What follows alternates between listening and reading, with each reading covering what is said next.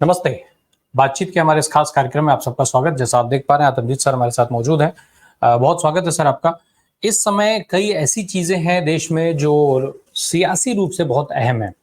बांग्लादेश में जिस तरीके की घटना हुई, जिसके बाद भारत को लेकर के बहुत सारी बातें हुई, भारत को लेकर के एक तरीके से वो जो है वो चेतावनी के तौर पर भी देखा जाए, इस तरीके की बात भी भारत में हुई, इस तरीके का विमर्श भी भारत में हुआ।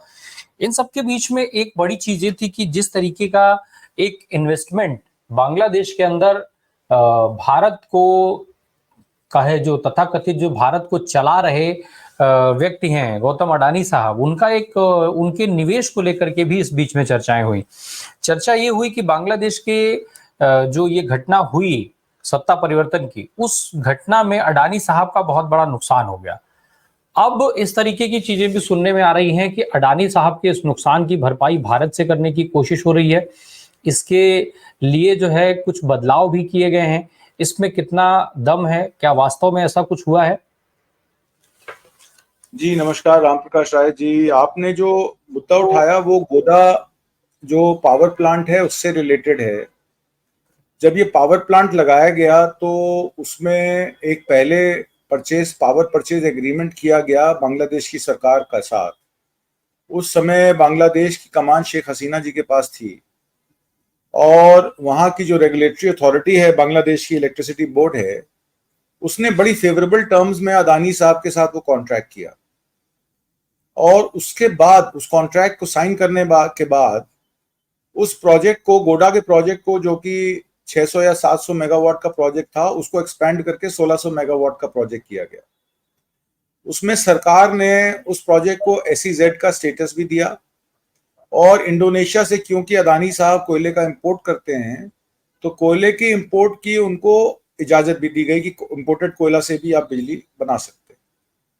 और उसके बाद SEZ में उसमें तमाम उनको सुविधाएं दी गई, जिसमें उनको टैक्स नहीं पे करना पड़ता था या इंपोर्ट ड्यूटी नहीं देनी पड़ती थी पावर परचेज इक्विपमेंट लगाने के लिए, या एक्सपेंशन का जो भी निवेश था उसको टैक्स हॉलिडे कर दिया।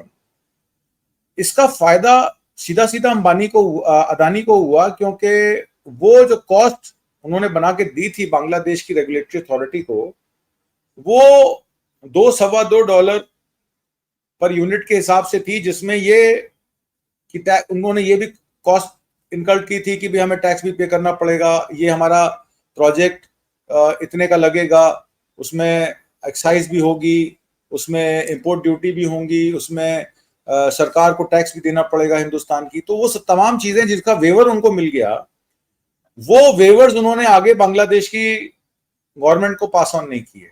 तो जाहिर सी बात है कि जितना वेवर उनको मिला या जितनी सुविधाएं उनको हिंदुस्तान की सरकार से मिली, उन्होंने पॉकेट कर ली, तो प्रोजेक्ट और प्रॉफिटेबल हो गया। इसकी सारी बिजली मैन्युफैक्चरिंग जितनी भी होनी थी, मतलब धुआं, मिट्टी, कोयला, क्योंकि फॉसिल फ्यूल से जब बिजली बनाते हैं तो पोल्यूशन भी होता है, तो सारा पोल्यूशन, सारे कोयले का धुआं हिंदुस्तान का और बिजली क्लियर बांग्लादेश की। तो जाहिर सी बात है बांग्लादेश, क्योंकि शेख हसीना जी के अंडर था, मोदी जी ने इस पे पैरवी की और ये एग्रीमेंट साइन हो गया। अब बात ये आ जाती है कि 2020-21 तक, आपको जान के हैरानी होगी कि 2020-21 में हमारा एक्सपोर्ट सरप्लस बांग्लादेश के साथ भी है, अमेरिका के साथ भी है। मतलब जो हमारे टॉप 10 ट्रेडिंग नेशन है उसमें 9 के साथ हम ट्रेड डेफिसिट में रहते हैं। चाइना के साथ हमारा $110 बिलियन का डेफिसिट है, और कंट्रीज के साथ भी डेफिसिट है। रशिया के साथ भी हम डेफिसिट में है, क्योंकि वहां से हम क्रूड ऑयल इंपोर्ट करते हैं। इसराइल के साथ हम डेफिसिट में है, क्योंकि वहां से टेक्नोलॉजी इंपोर्ट करते हैं। बांग्लादेश और अमेरिका दो ऐसे कंट्री हैं जहां हमारा एक्सपोर्ट सरप्लस है, मतलब इंपोर्ट से ज्यादा हम एक्सपोर्ट करते हैं। आज से 3 साल पहले, 4 साल पहले, 2021-22 और 22-23 में हमारा जो कॉटन एक्सपोर्ट था वो 22-23 में हमारा $500 मिलियन का था, करीब 4% मान लीजिए टोटल एक्सपोर्ट में हिस्सेदारी। और डीजल एक्सपोर्ट हम करते थे, उसमें हमारी हिस्सेदारी भी 3.5% थी, करीब $423 मिलियन की। और 2021-22 वित्तीय वर्ष में, उससे 1 साल पहले, हमारा जो कपास थी वो बांग्लादेश को सबसे ज्यादा एक्सपोर्ट होती थी, क्योंकि आपको पता है बांग्लादेश रेडीमेड गारमेंट बना के एक्सपोर्ट करता है, तो कपास की रिक्वायरमेंट रहती है बांग्लादेश में। वहां फैक्ट्रीज, कपास का काम ज्यादा, मतलब मैन्युफैक्चरिंग ज्यादा है रेडीमेड गारमेंट्स की। तो कपास में हमारा एक्सपोर्ट जो था वो करीब $1.5 बिलियन का था, जो 16.5 बिलियन का 10% बनता है। 16.5 बिलियन का 21-22 में हमारा एक्सपोर्ट बांग्लादेश को जाता है। और गेहूं का करीब 1.25 बिलियन, 1.18 बिलियन, 7.5% उसमें गेहूं का एक्सपोर्ट रहता था। और बिजली, पावर, हमारी एक्सपोर्ट खाली 3% होती थी, छठे स्पॉट पे रहती थी, करीब $500 मिलियन। अब फास्ट फॉरवर्ड उसको करते हैं अगर वित्तीय वर्ष 23-24 में, तो हमने 11,933 मिलियन यूनिट्स खाली बिजली की दी हैं, $1.03 बिलियन, जो 10% हमारे एक्सपोर्ट की हिस्सेदारी बनती है। $11 बिलियन पे हमारा एक्सपोर्ट है, पहले 16 पे होता था। उसमें वीट की मात्रा कम हो गई क्योंकि वीट का एक्सपोर्ट सरकार ने क्योंकि वीट में सीरियल इन्फ्लेशन के चलते कि सीरियल इन्फ्लेशन 11% हो गया था, तो नॉन बासमती राइस और गेहूं के एक्सपोर्ट को मई 2 या मई 5, 2023 से बैन लगाया हुआ, तो वीट एक्सपोर्ट हमारा रुक गया। कॉटन में किसानों ने जो है का जो पिंक सुंडी थी, जो जीएम सीड का की देन थी, वो पिंक सुंडी की वजह से हमारी कॉटन की उत्पादन भी कम हो गई। तो उसको पूरा करने के लिए अदानी के पावर प्लांट का प्रोजेक्ट लगाया गया कि भाई ये लो 11,933 मिलियन यूनिट, करीब $1 बिलियन की बिजली एक्सपोर्ट करो और हमसे सुविधाएं लो, हमारे को टैक्स नहीं देना है, ना जमीन का, यानी ना यानी मैन्युफैक्चरिंग। यानी रंजीत सर, ये जो सिस्टम बनाया गया, अडानी जी को देश में जिस तरीके का नुकसान उठाना पड़ा, उसकी भरपाई के लिए जो भारत के टैक्स पेयर्स हैं, उनके पैसे से उनको सुविधा दे करके, उनके बिजनेस को आगे बढ़ा करके, उनका बिजनेस एस्टेब्लिश करके, और उनको सरकार दे रही थी कि ये लीजिए, आप उस नुकसान की भरपाई कीजिए। जी, तो जब आपका $11 बिलियन का एक्सपोर्ट बांग्लादेश को है, जो पहले 16 बिलियन होता था, गेहूं का आप निकाल दीजिए, 500 मिलियन का गेहूं का एक्सपोर्ट रुक गया। कॉटन में आपको मैंने बताया पिंक सुंडी आ गई, तो कॉटन की प्लांटेशन ही कम हो गई, लोगों ने कॉटन लगानी छोड़ दी क्योंकि ग्रुप इंश्योरेंस में उनको कॉम्पनसेशन नहीं मिली फसल बीमा योजना में। तो जब फसल बीमा योजना में कॉम्पनसेशन नहीं मिलेगी तो किसान दोबारा कपास क्यों लगाएगा, वो और चीजें लगाएगा, वो जौ लगाएगा, बाजरा लगाएगा, मेज लगाएगा, क्योंकि पशु खल में उसका इस्तेमाल होता है। वो पैडी लगाएगा, धान लगाएगा, क्योंकि धान में और गेहूं में आपको एमएसपी मिल जाती है। तो इस वजह से जो एक्सपोर्ट का हमारा पूरा स्ट्रक्चर है बांग्लादेश को, वो सारा बिजली पे डिपेंडेंट हो गया कि एक नया एक्सपोर्टर आया, उसने बिजली का एक्सपोर्ट का एक साधन बनाया। सरकार हमारे टैक्स के पैसे से सरकार ने उसको एसईजेड बना के दे दिया, स्टेटस दे दिया उसको। पावर परचेज इक्विपमेंट में बिल्कुल कोई इंपोर्ट ड्यूटी देने की जरूरत नहीं है, कोई खर्चा देने की जरूरत नहीं, मतलब मुफ्त में उसका प्लांट लग गया और बढ़े हुए दाम पर। सबसे बड़ी बात मतलब 17-18% कॉस्ट के ऊपर उसने अपना जो मार्कअप रखा, वो एक्चुअल जाके 30-35% बन गया, क्योंकि 12-13% का फायदा उसको हिंदुस्तान की सरकार से भी हो गया। तो 30-35% के मार्जिन पे काम कर रहा है अदानी, तो जाहिर सी बात है कि ये तो सरकार द्वारा ही प्रायोजित हो सकता है। और प्रोजेक्ट भी कहां लगाया, झारखंड में लगाया गया, उस समय भाजपा की सरकार थी झारखंड में। अब जो पीपीए है अदानी पावर का झारखंड का, वो बांग्लादेश पावर डेवलपमेंट बोर्ड के साथ साइंड है, और इसके जो रिकॉर्ड्स हैं वो ये कहते हैं कि हमारी बिजली जो टोटल एक्सपोर्ट होती है बांग्लादेश को, उसमें जैसे आपको बताया 11,000 मिलियन यूनिट में 7,500 मिलियन यूनिट तो खाली अदानी के प्लांट से होती है। 63% टोटल बिजली का एक्सपोर्ट जो है वो अदानी के हाथ में, जो 0 था वो 63% हो गया। उसमें हमारी और भी एक दो एनटीपीसी रिलेटेड, एनटीपीसी से जुड़ी हुई हमारी पब्लिक सेक्टर की हैं, पर उनको भी ताक पे रख के, पब्लिक सेक्टर का नुकसान करके उनको भी ताक पे रख के रिलायंस अपना इसके अदानी पावर के प्रोजेक्ट को ज्यादा इंपॉर्टेंस दी गई। ये वो कहता है।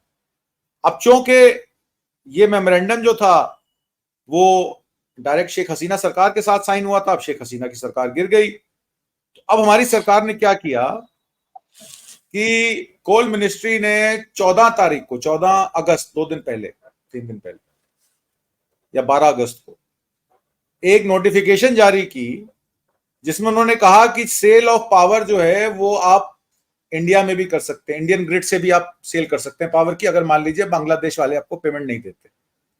मतलब उसको सेफगार्ड कर दिया। पहले तो उसको 100% ईओयू प्रोजेक्ट के लिए एसईजेड बनाया, और जब उसकी सेल रुक गई तो एक ही हफ्ते के अंदर इधर शेख हसीना आई और उधर कोल मिनिस्ट्री ने पावर मिनिस्ट्री ने चेंजेस करके उनको कह दिया कि ठीक है, अगर वहां पावर नहीं बिक रही है तो आप इंडियन ग्रिड से अपना शेड्यूल करके पावर को बेच सकते हैं। मतलब उनको हर तरीके से प्रोटेक्शन दी जा रही है अदानी पावर।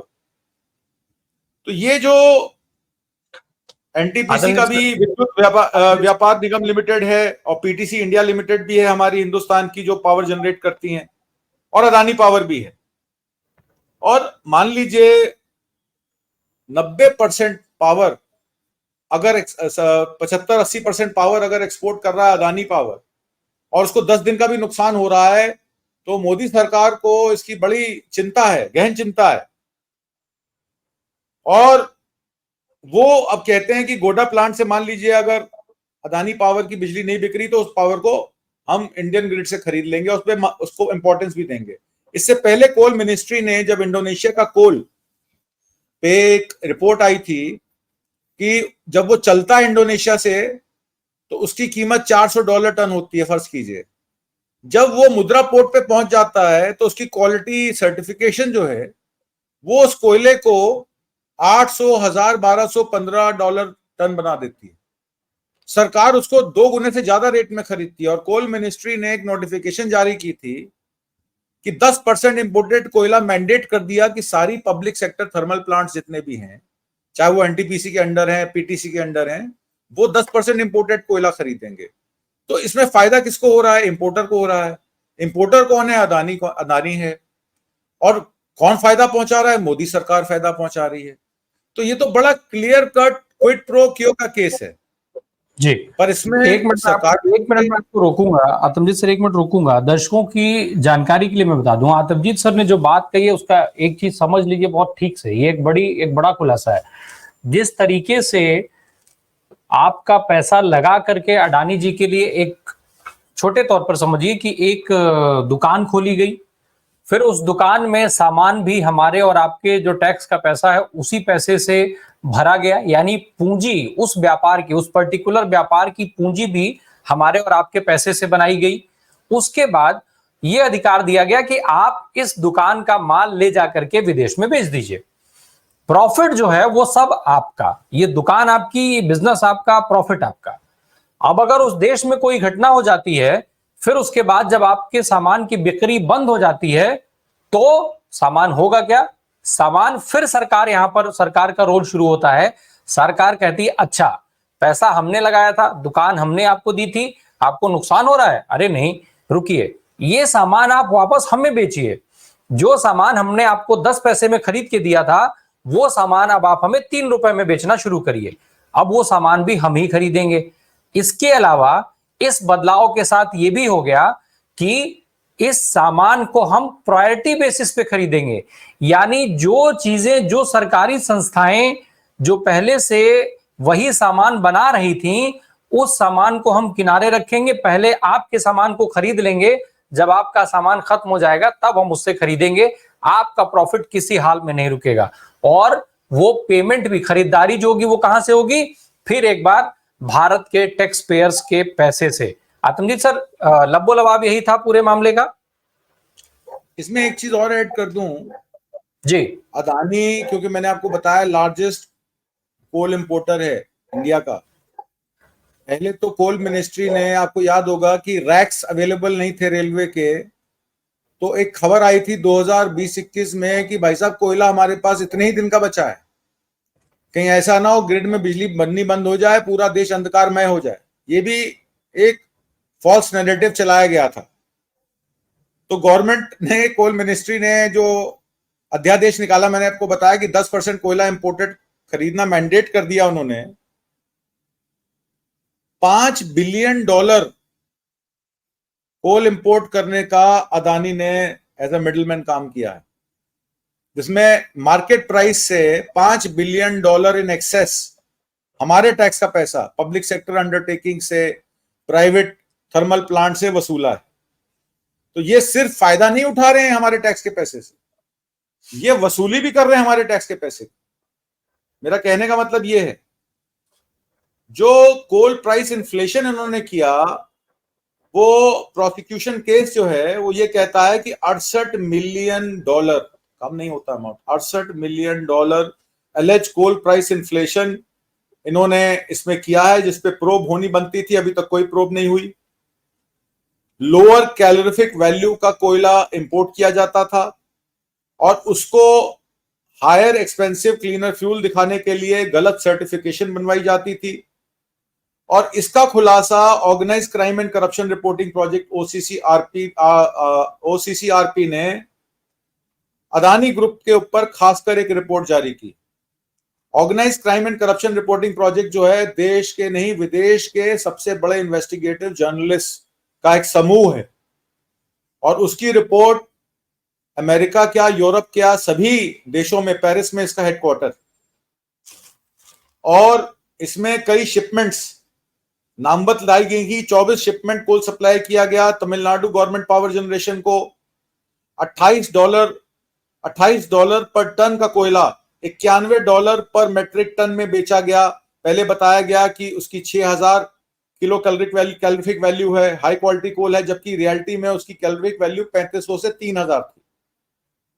अब आप एक बात बताइए कि कोयले की दलाली में भी वो पैसा बना रहा है, पब्लिक सेक्टर में कोयला बेच के भी वो पैसा बना रहा है, उस पैसे से वो बिजली के इक्विपमेंट खरीदता है, उस पे भी इंपोर्ट ड्यूटी और एक्साइज बचाता है।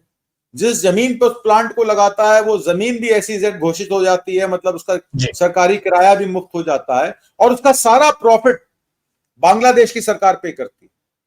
और जब बांग्लादेश की सरकार गिरती है तो कहते हैं कोई बात नहीं, हम महंगी बिजली अपने ग्रिड्स द्वारा खरीद लेंगे, NTPC द्वारा खरीद लेंगे, अदानी की कमीज पे कोई दाग नहीं आना चाहिए, मतलब उनको कोई नुकसान नहीं होना चाहिए। तो ये नुकसान देखा जाए तो कॉम्प्लिसिटी सीधे सीधे मोदी सरकार की है, क्योंकि किसी को कोई बिजनेस इंटरेस्ट होता है तभी वो ये सब काम करता है, जिसका बिजनेस इंटरेस्ट नहीं होता वो ये सब काम नहीं करता। इसका मतलब ये चीज भी सेम वैसे ही हो गई कि जैसे देश में तमाम जो एयरपोर्ट जो अडानी साहब को दिए गए, वो सारे वो एयरपोर्ट थे जो ऑलरेडी प्रॉफिट में चल रहे थे। कोई भी ऐसा एयरपोर्ट अडानी साहब को नहीं दिया गया या अडानी साहब ने नहीं लिया जो घाटे में चल रहा था। जितने एयरपोर्ट प्रॉफिट में चल रहे थे एयरपोर्ट तो मामला अलग है, नहीं, एयरपोर्ट के अलावा पहले आप पोर्ट की बात कीजिए, क्योंकि ये कोयला कहां से आता है, ये पोर्ट पे आता है। मैंने अभी आपको जिक्र किया कि जो इनकी शिपमेंट थी वो इंडोनेशिया से जब चलती थी $28 पर टन की चलती थी, वो जब हिंदुस्तान में जब पहुंच जाती थी मुंद्रा पोर्ट पे, तो वहीं सर्टिफिकेशन, उसकी सर्टिफिकेट बदल दिए जाते थे, $28 टन को $92 टन कर दिया जाता था, मतलब 4 गुना हो गया ना, 4.5 गुना। और उस कोयले को तमिलनाडु पावर जनरेशन के लिए बेच दिया जाता था, जो कि पब्लिक सेक्टर अंडरटेकिंग है। तो अब आप ये बताइए कि ये शिप जो लोड हो रहा है, उस शिप का लोड, शिप का फ्रेट, उस शिप की इंश्योरेंस, उस शिप की डॉकिंग भी अदानी पोर्ट पे हो रही है, उसकी सर्टिफिकेशन भी 4.5 गुना की जा रही है, जिसका पैसा हमारे public sector Tamil Nadu power generation company से जनरेट किया जा रहा है। तो अब आप ये बताइए कि इसमें आप जितना अंदर घुसते जाएंगे उतने आपको नए नए खुलासे मिलते जाएंगे, इसकी आप सतह तक पहुंच ही नहीं सकते। मुझे ये बताइए सर, की बात, मैं तो पोर्ट की बात कर रहा हूं जिससे कोयला आ रहा था, उसकी भी फ्रेट, इंश्योरेंस, सारा पैसा ही कमा रहे हैं। हिंडनबर्ग ने जिस तरीके के खुलासे किए थे उसको लेकर के राहुल गांधी जेपीसी की मांग पर बिल्कुल अड़े हुए थे, विपक्ष पूरा अड़ा हुआ था। ये भी अब उसको लेकर के जन आंदोलन होने की बात हो रही है। जेपीसी का जो डर है वो इसी वजह से हो रहा है, जो बात आप कह रहे हैं कि भाई जितना अंदर तक जाएंगे बहुत सारे खुलासे एक के बाद एक खुलते जाएंगे, यानी अभी तक जो हुए हैं वो अभी कुछ है ही नहीं। ऐसे बहुत सारे मामले हैं जिनका खुलना अभी बाकी है, और इसीलिए जेपीसी का डर है। और यही वजह है, क्योंकि ऐसा मामला जब भी आता है राहुल मिर्ची लगा देते हैं।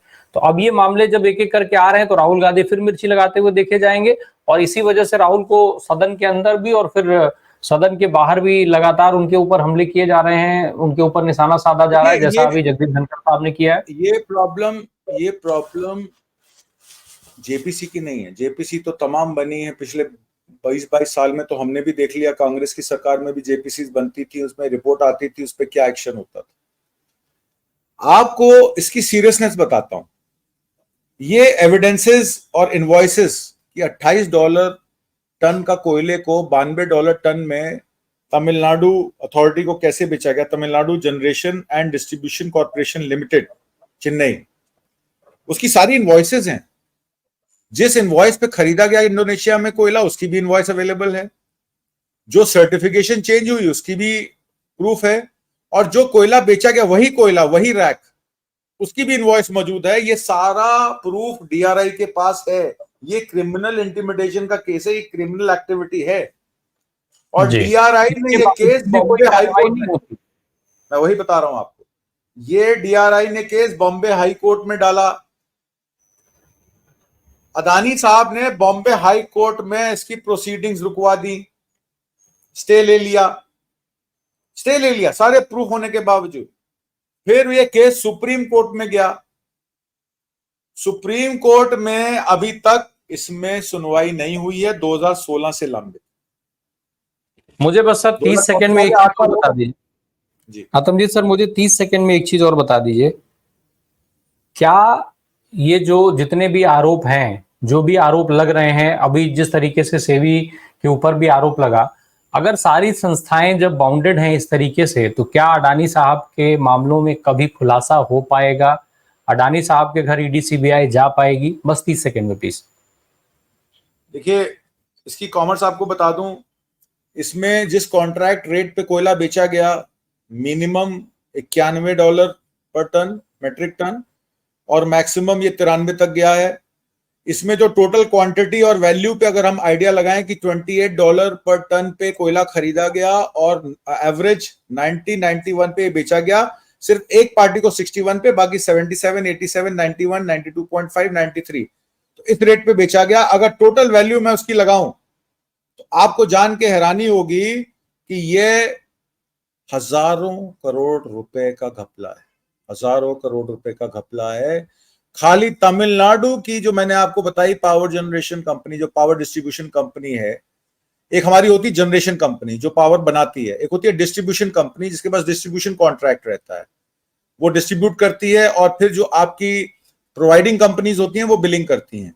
तो जो जनरेशन कंपनी, जो डिस्ट्रीब्यूशन कंपनी जिसने खरीदा, उस अकेले को एक कंपनी को 5,000 करोड़ का नुकसान हुआ है। तो कितनी कंपनियों को ये कोयला गया होगा, कितने रैक्स गए होंगे? ये तो मैं सिर्फ एक कंपनी का मेरे पास अकाउंट है, डीआरआई का।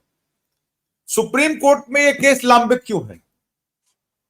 यहां पे 100 करोड़ का एक्साइज का अंदेशा आता है कि फॉरेन लिकर में या ठेकेदारी में, लिकर पॉलिसी में एक्साइज की 100 करोड़ की चोरी हुई और उस पैसे को गोवा में इस्तेमाल किया गया इलेक्शन लड़ने के लिए। आम आदमी पार्टी के 4 मिनिस्टर जेल में डाल दिए जाते हैं। सत्येंद्र जैन जाते हैं, फिर संजय सिंह जाते हैं, मनीष सिसोदिया जाते हैं, अरविंद केजरीवाल तो अभी तक जेल में है, सत्येंद्र जैन के बारे में तो कोई बात ही नहीं करता है।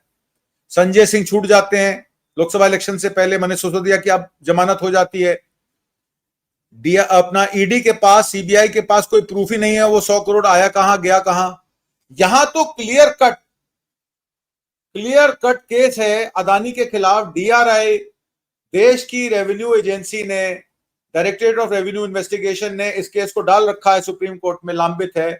कोल इक्विपमेंट मैन्युफैक्चरिंग में $1 बिलियन यानी कि 8,000 करोड़ का सबसे पहला घपला हुआ था 2014 में, जिसका डीआरआई का केस सुप्रीम कोर्ट में लंबित है। सेबी को उसकी इंफॉर्मेशन है, पर सेबी क्या करती है? ऐसे आदमी को बिठा देती है चेयरपर्सन जो इन्हीं के फंड में इन्वेस्टमेंट है, जिससे पैसा रीरूट किया जा रहा है, शेयर को खरीदा जा रहा है, शेयर को एस्केलेट किया जा रहा है, और एस्केलेट करके 4,000 रुपए का शेयर बना के उसके अगेंस्ट हमारे ही public sector banks, LIC, SBI, उनसे लोन लिया जा रहा है। अब मैं आपको एक और चीज बताता हूं। ये तो हो गया कोयले का, जिसमें आपको मैंने एक रेगुलेटरी के थ्रू बता दिया कि 5,000 करोड़ का नुकसान तो उन्होंने सिर्फ एक रेगुलेटरी का किया। सरकार का नुकसान गोडा पावर प्लांट में हुआ, उसको बचाने के लिए सरकार ने अध्यादेश भी जारी कर दिया कि भाई कोई बात नहीं, अगर सरकार नहीं खरीदती है तो हम खरीद लेंगे। मतलब इस तरीके का सपोर्ट उनको दिया जाता है। एक मामला और बाहर आता है कि ये जो म्यूचुअल फंड्स हैं जो अदानी के ग्रुप कंपनीज में शेयर्स खरीदते हैं ताकि उनके शेयर का प्राइस नीचे ना गिरे, उसमें वो कौन कौन से म्यूचुअल फंड्स हैं, कौन कौन सी कंपनीज हैं जो उसको सपोर्ट कर रही हैं। तो आपको जान के हैरानी होगी कि कोई भी प्राइवेट म्यूचुअल फंड स्वेच्छा से अदानी में शेयर नहीं खरीदता है। कौन खरीदता है? एलआईसी खरीदती है, खरीदवाए जाते हैं उनको उनके बोर्ड के थ्रू। और स्टेट बैंक ऑफ इंडिया जो सबसे बड़ा पब्लिक सेक्टर बैंक है हमारे देश का, करोड़ों लोगों का मेहनत का खून पसीने की कमाई एसबीआई बैंक में जमा होती है, सैलरी उस बैंक से जाती है, फौजियों को तनख्वाह पेंशन उस एक अकाउंट से मिलती है। एसबीआई का सबसे बड़ा योगदान है अदानी के शेयर्स को खरीदने का। उनके जितने भी म्यूचुअल फंड है, SBI Nifty 50 ETF, Adani port में SBI Nifty 50 ETF, SBI BSE Sensex ETF, SBI focused equity fund, ACC में SBI contra fund, Ambuja cement में आदित्य बिरला कोटक फंड, अदानी पावर में एसबीआई का पैसा। मतलब इन सारी कंपनियों में जितनी भी अदानी की कंपनी है, एसबीआई के बैंक का, एसबीआई के म्यूचुअल फंड का, ये अदृश्य हाथ कौन है जो अदानी के शेयर्स को नीचे नहीं गिरने देना चाहता है और सारी चीजों पे उसको फायदा पहुंचाता है। उनको एयरपोर्ट दिलाने की अभी बात आपने की, मैं एक बात करके अपनी बात खत्म करूंगा। जीवीके के ऊपर ईडी की रेड पड़ी, इनकम टैक्स की रेड पड़ी। जीवीके ने हाथ खड़े जोड़ दिए, भैया हम बिजनेसमैन लोग हैं, हम इन चीजों में भुगत नहीं पाएंगे, कोर्ट कचहरी, आप ले लीजिए एयरपोर्ट आपको चाहिए। तो डंडे के जोर पे एयरपोर्ट्स लिए गए। माधवी बुच जो इस टाइम चेयरपर्सन है एसबीआई की, उनकी कहानी तो अब सबको पता लग गई।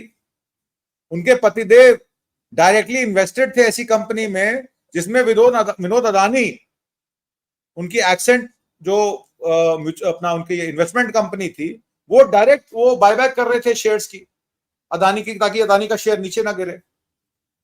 तो ये सब चीजें पता होते हुए भी न्यायपालिका में कोई एक्शन नहीं हो रहा। बॉम्बे हाई कोर्ट में उन्होंने स्टे ले लिया, सुप्रीम कोर्ट में लंबित है मामला।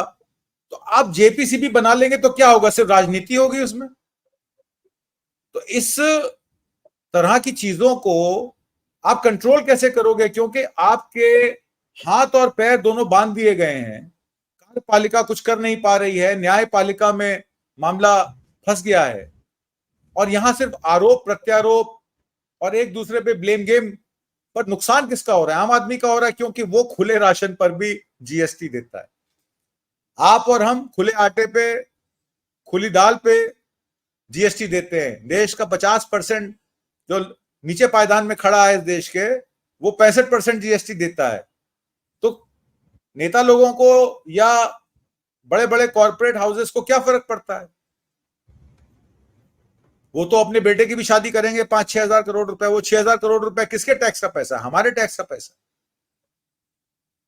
अंधेर गर्दी चौपट राजा वाली कहानी आपने सुनी है, वही सत्य सिद्ध होती नजर आ रही है। जी, अब निश्चित तौर पे ये सारी चीजें देश के अंदर जो है वो इफेक्ट करती हैं कहीं ना कहीं। फिनेंशियली सारी चीजें जो है वो उस पे सीधा सीधा उस पर असर होता है और लास्ट में हर बार की तरह वही उस असर का जो भोगी होता है वो वही आम आदमी होता है, जो शायद लंबे समय से होता चला आ रहा है और लंबे समय तक होता रहेगा जिस तरीके की नीतियां हमारे देश में। बहुत बहुत शुक्रिया आतमजीत सर इन महत्वपूर्ण विषयों पर चर्चा करने के लिए। Thank you so much.